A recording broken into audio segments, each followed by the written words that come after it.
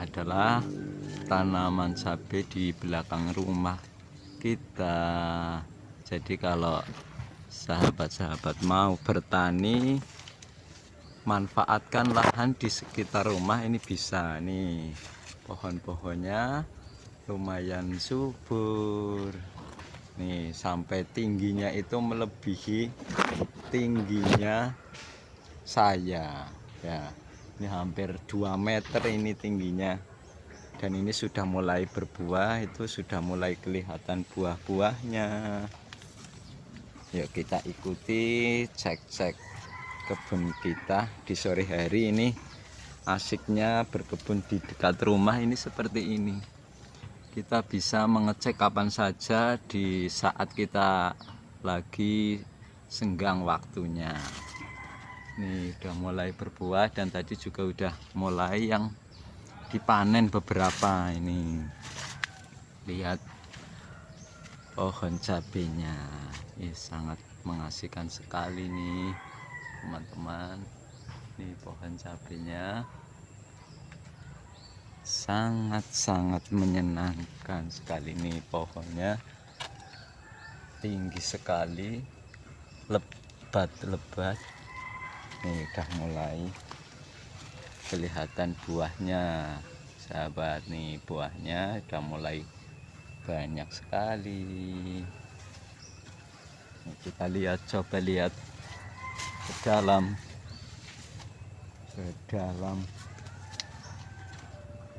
kebun ini, sampai harus jongkok-jongkok ini kawan. Aduh, tinggi sekali. Wah, aku harus jongkok ini. Nah, ini adalah di dalam kebun. Nah, untuk teman-teman yang mau terinspirasi untuk membuat kebun cabai di halaman rumah, bisa. Yang pertama, syaratnya adalah olah lahan, karena olah lahan adalah sebagai dasar pondasinya tanaman. Jadi olah lahan dulu, usahakan tanahnya itu sehat dulu. Nah, gimana melihatkan tanah yang sehat itu gimana caranya? Salah satunya adalah dengan cek pH. pH-nya berkisar antara normal 6 sampai 7. Kalau 6 sampai 7 berarti sudah bisa ditanami pohon. Nah, kemudian habis itu kita kasih pupuk dasar. Pupuk dasar bisa dari pupuk alami yang bagus, itu dari kompos, dari kotoran-kotoran hewan. Lebih bagus yang sudah difermentasi. Nah, setelah itu baru ditanam. Kita cari bibit tanaman yang sehat, kemudian ditanam, tinggal di perawatan. Nah, dalam perawatan itu utamakan kandungan air yang dibutuhkan sesuai kebutuhan. Jangan terlalu basah banget, juga jangan terlalu sampai kering, nanti akan stres tanamannya. Nah, setelah mulai tumbuh, kita tinggal rawat pohon cabai dengan pupuk yang tepat. Pupuk itu tidak harus mahal, tidak harus banyak, tapi harus tepat sesuai dengan kebutuhan tanaman. Seperti manusia, ketika bayi butuh makanannya itu tidak harus banyak, tidak harus mahal, tapi yang tepat dan sehat. Nah, begitu juga dengan tanaman, butuh pupuk yang tepat sesuai kebutuhannya. Jangan terlalu banyak.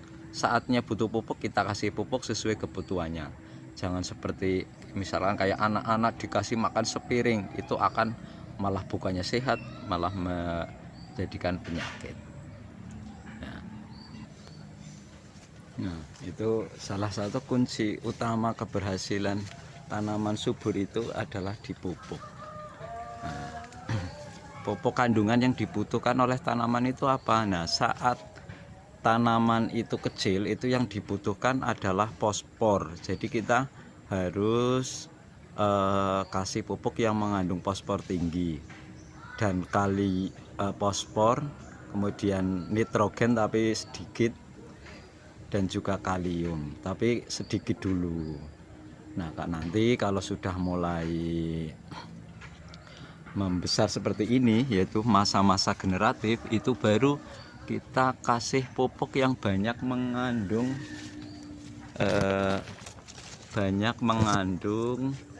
kalium dan fosfor. Nah itu yang yang banyak dibutuhkan oleh tanaman saat-saat tertentu. Jadi ketika masih kecil atau masa-masa vegetatif, yang dibutuhkan adalah kandungan tingginya adalah fosfor, kalium dan nitrogen tapi sedikit. Yang penting pupuk seimbang, tidak harus mahal-mahal, yang penting pupuknya itu sesuai dengan kebutuhan tanaman. Selain itu kita juga harus memantau serangan hama. Nah serangan hama juga sangat riskan sekali. Contohnya ini adalah tanaman yang sudah terkena nah ini